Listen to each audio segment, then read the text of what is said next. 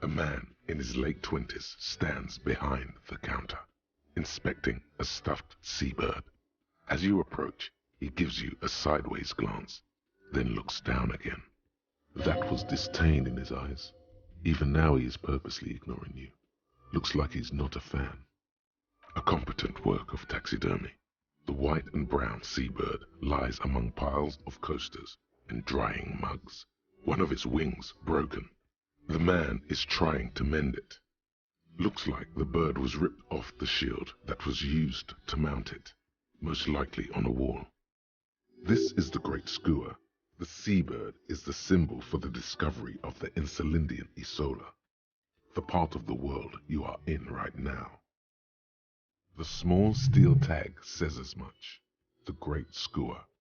Stegosaurus skua. Something about it makes you feel bitter.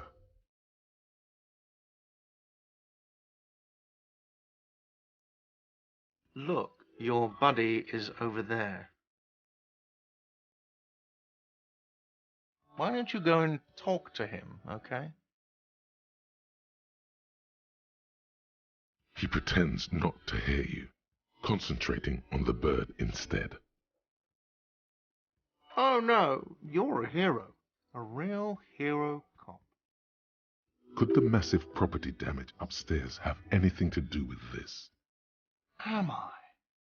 Or did you ride in, take the body down, solve the murder, and not trash my hostel room? Oh, it's not? You're right. It's not. He has no respect for you personally, but this man sees himself as a law-abiding citizen, and you a representative of that law. He tries to avoid outright conflict. No, I'm not the bartender. I'm the cafeteria manager. He's very animated all of a sudden. This seems like a touchy subject. I have 3 cafeterias to manage. 3. Sylvie tends the bar here, not me. I'm only standing in. She just, you know. His eyes dart from left to right. This man isn't lying, but he is hiding something. So now you're a cop. Oh, forget it.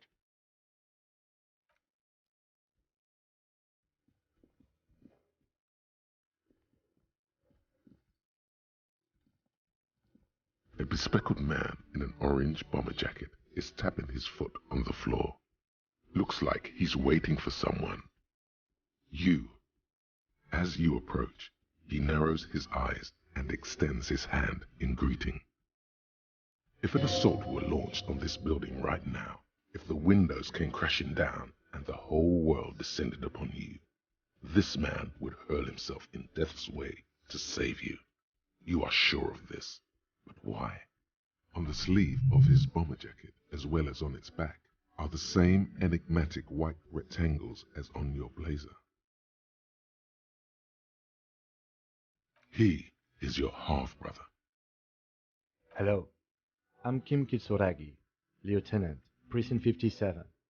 You must be from the 41st. You realize he is waiting for your name. This is your chance to come up with a really good name for yourself. Get creative. Conceptualize. Concentration makes you squint your eyes. Your name should be deep gold and orange, like a forest fire looming on the horizon, but mixed with the stench of liquor rising from your breath. You're 2 steps closer to it, but there are still many to go. Okay then. It looks like we had a little scheduling error on Sunday. Saturday too, actually. Have you had time to talk to the manager here? What he means is, he has been trying to meet up with you for 2 days, but you have been otherwise occupied. If you don't mind, we should talk to him again. Ask him for a rundown of the area. Now that I'm here as well. I understand the scene is out back, right?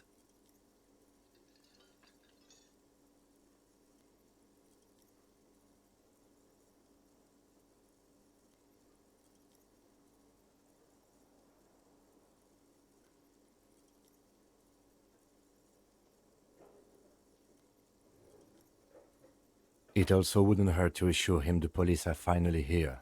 In full force, I mean. Have you mapped out the initial interviews?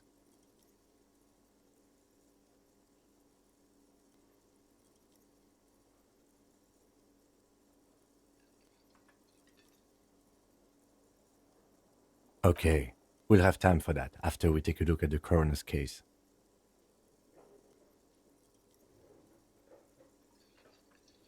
Have you removed the dead body from the tree? So, the body is still in the tree.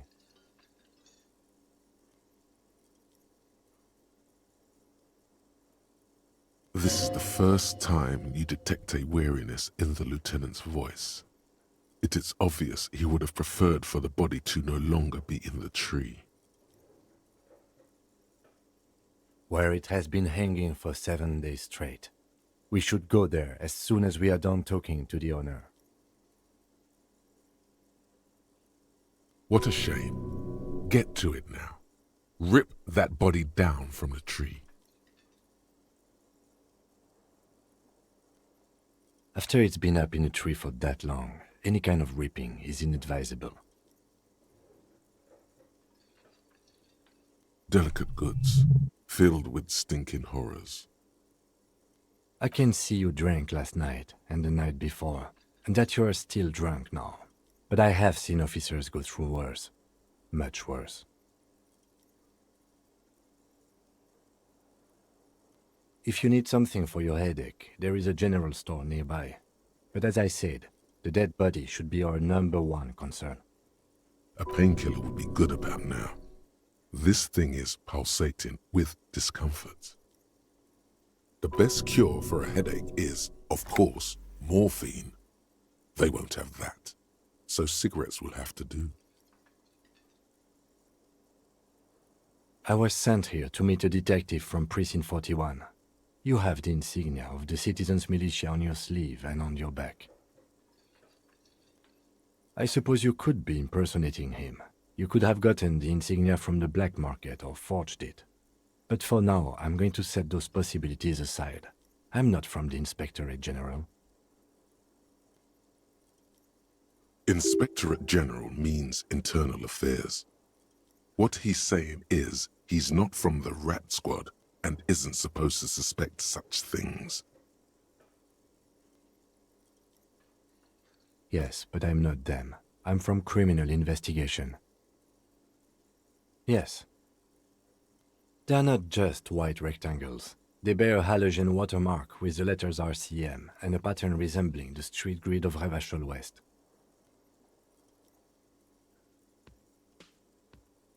I would ask you to step into the headlights of my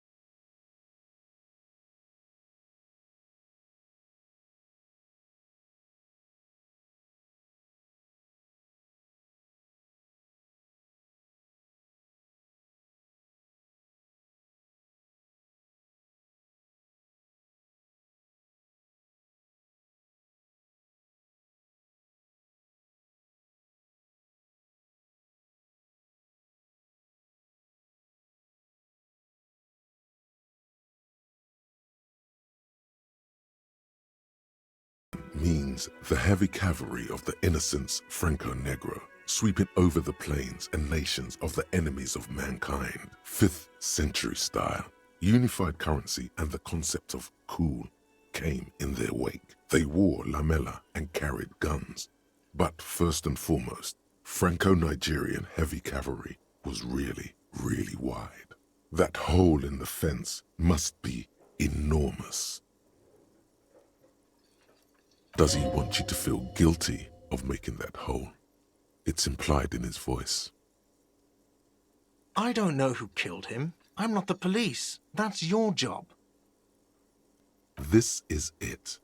He said they hoisted him up on a tree. Who is this they, if he doesn't know?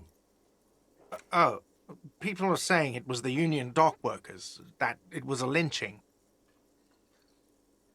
The locals, customers, the people who eat here, a lot of dock workers eat here.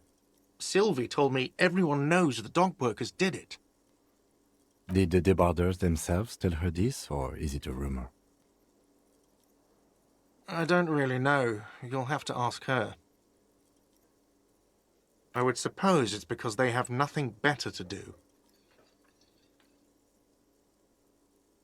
You mean the strike? Yes, the strike. The man they hanged was a security guard for the harbour company, I hear. A mercenary. The unionistas probably thought they'd send a message. The lieutenant turns the page in the little notebook he's been scribbling in. Haven't you asked me that already? What is it with you and this woman? She has nothing to do with this. Okay, you got me. She went away because of the dead body out back. And because I asked for her number. That's why Sylvie went away. I hope you appreciate that. Thank you.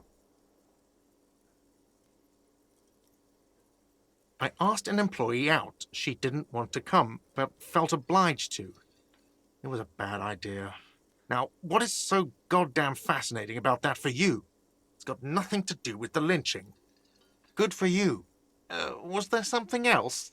I'd like to get back to what I was doing. Let's go. Not so fast. You owe me 130 real. No one is saying the multi-pattern necktie you found tied to the ceiling fan can talk. No one. It must be merely imagination. But... Let's bail! Time to push the eject button! Sounds like a responsibility! You don't like those! no, don't listen to him. It's madness. Just talk.